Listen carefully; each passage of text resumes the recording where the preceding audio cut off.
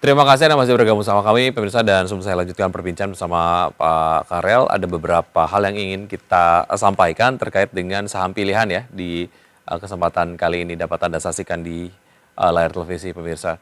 Setelahnya kita kemudian akan bahas tadi pertanyaan yang sudah saya sampaikan kepada Pak Karel. Saham pilihan analis diantaranya adalah ada PANI dengan rekomendasi buy, kemudian ada BLES, rekomendasi buy, TOTL dengan rekomendasi buy. Baik, saya lanjutkan perbincangan bersama Pak Karel. Pak Karel, kalau kita lanjutkan pembahasan tadi untuk sentimen penyeimbang lah ya, ini juga kemudian menjadi satu hal yang harus diperhatikan oleh pelaku pasar, jangan kemudian terbawa FOMO begitu ya. Hal lain yang juga dipertimbangkan lah ataupun mungkin menjadi concern ataupun isu-isu tertentu yang patut dipertimbangkan lah. Sektor ini sebetulnya cukup sensitif terhadap apa sebetulnya Pak Karel? Oke, kalau kita ngomongin properti, tentu saja kita akan paling concern itu adalah tentu interest rate ya, interest Hmm, rate Indonesia. Nah, itu kan tentu saja kalau misalkan interest rate yang tinggi atau tidak kunjung turun ini, tentu saja akan melemahkan daya beli masyarakat. Tentu saja itu akan berdampak langsung kepada ke sektor properti. Nah, tapi memang si CBDK pun sendiri, ini pun sekitaran 80% itu adalah upper income dan menggunakan pembayaran installment atau 10 lalu kemudian 5% sampai 10% itu adalah hard cash.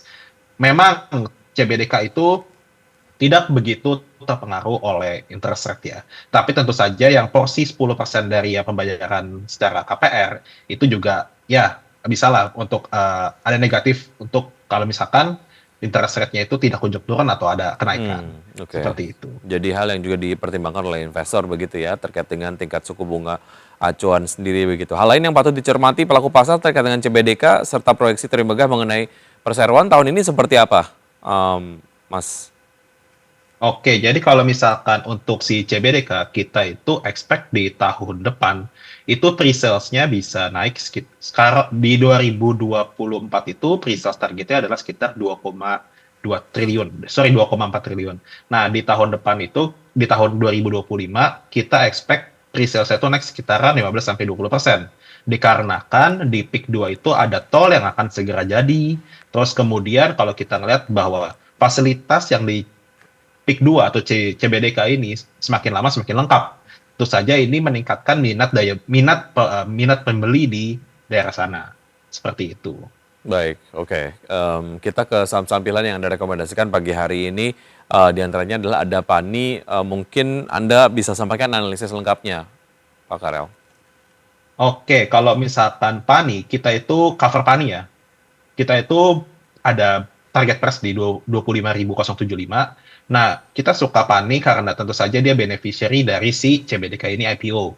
Terus kemudian si PANI-nya pun sendiri, kalau kita ngelihat dia itu earnings-nya tahun ini naik sekitaran hampir double. Terus kemudian juga dari segi pre-sales-nya pun sangat-sangat ya bisa dibilang kencang sekali ya karena dia itu banyak tanah-tanah baru yang hasil dari reg issue tahun kemarin.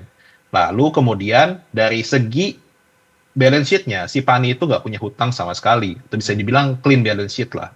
That's why kita suka si Pani. Lalu ya kita suka Pani karena hal-hal tersebut. Baik, secara valuasi harga, harga terakhir untuk PANI seberapa menarik, Pak Karel? Oke, kalau Pani memang sekarang itu di sekitaran 20% premium to RNAV. Hmm, Tetapi memang sekarang itu mahal. Tetapi kan kita melihat bahwa si Pani ini masih mempunyai banyak lahan-lahan kosong ya, atau land hmm, banknya masih banyak.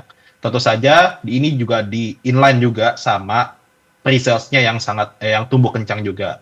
Jadi kalau kita bisa melihat si Pani ini mau kita tarik 3 tahun itu earnings-nya growth-nya kencang sekali gitu. hmm. That's why kita suka Sipan. Oke, secara proyeksi dan juga mungkin rekomendasi untuk PANI sendiri dari Anda ini menarik untuk menengah ke panjang begitu ya? Mengingat Ya. proyeksi pertumbuhannya sendiri juga akan menarik sampai dengan 3 tahun ke depan. Oke, dari PANI kita bergeser ke BLES seperti apa, Pak Karel? Oke, kalau kita suka Blast itu karena dia itu market industry leader di batu bata ringan atau Hebel ya kita tahu ya. Nah, kalau kita suka Blast karena dia itu adalah barang substitusi juga. Hebel itu barang substitusi dari batu bata merah. Nah, kita melihat bahwa supply dari batu bata merah ke depannya itu semakin lama semakin habis tanahnya atau raw materials-nya. That's why kita suka dengan si Blast karena dia market leader, terus kemudian dia itu bisa kita lihat dia setelah IPO, pengguna dana IPO-nya untuk membuat pabrik baru yang akan jadi tahun ini, dan kita melihat bahwa earnings growth-nya tahun ini bisa sampai 20 sampai 30% karena ada pabrik baru tersebut dan dia juga market leader, ya kita suka Blast. Oke, secara proyeksi ataupun mungkin rekomendasi untuk Blast sendiri sama seperti Pani menengah ke panjang atau Anda melihat possibility lain mengingat pergerakannya juga cukup menarik bisa dimanfaatkan juga untuk trading untuk Blast sendiri? Saya menengah ke panjang kalau untuk si Blast ini Oke, rekomendasinya. baik. Harga terakhir menarik cukup murah atau seperti apa? Iya, kalau harga terakhir itu sekitaran di 12 kali PE ya. Mhm. Nah, tetapi kalau kita melihat bahwa dari segi growth-nya yang 30% ke depan, berarti kita bisa mengasumsikan kalau si Blast ini mungkin sekarang ada di bawah 10 kali PE. Dan kalau kita melihat lagi ke depannya lagi yang kalau misalnya kita expect growth 20%, ya tentu saja ini jadi cuman sekitar ya 7 sampai 8 kali PE saja. Dan Mhm. menurut saya di antara teman-temannya sendiri yang di bidang building materials itu ada yang di 15 kali PE ke atas tentu saja. Si Blast ini menurut saya sangat-sangat menarik. Oke, dari Blast kita bergeser ke TOTL seperti apa, Pak Karel? Oke, kalau dari segi TOTL itu baru saja dia mengumumkan bahwa dia mendapatkan kontrak baru sekitar 5,08 triliun atau 5,1 triliun. Nah, ini saya bilang ini adalah raihan kontrak tertinggi Hmm. selama ini oleh Total. Dan itu melebihi target mereka yang hanya 4,5 triliun. Nah, lalu kemudian si Total sendiri pun dari segi earnings-nya tahun ini pun kita expect bisa naik sekitaran 80-an% secara year on year growth-nya. Hmm. Terus lalu kemudian si Total ini juga clean balance sheet, gak punya hutang sama sekali gitu kan. Dan kalau dari segi valuasi si TOTL ini hanya di tradingin di 8 kali PE. Sedangkan teman-teman yang lain itu ada di atas 15 kali PE juga gitu kan ya. Baik. Untuk TOTL kita cover dan kita ada target price di 1.200 kalau untuk Oke. TOTL. Harga terakhir menarik ya untuk bisa langsung masuk ya. Ya, Oke, mengingat Anda tadi menyampaikan tidak ada utang secara perseroan begitu sehingga dapat fokus ke ekspansi usaha dan juga penambahan dari revenue begitu ya.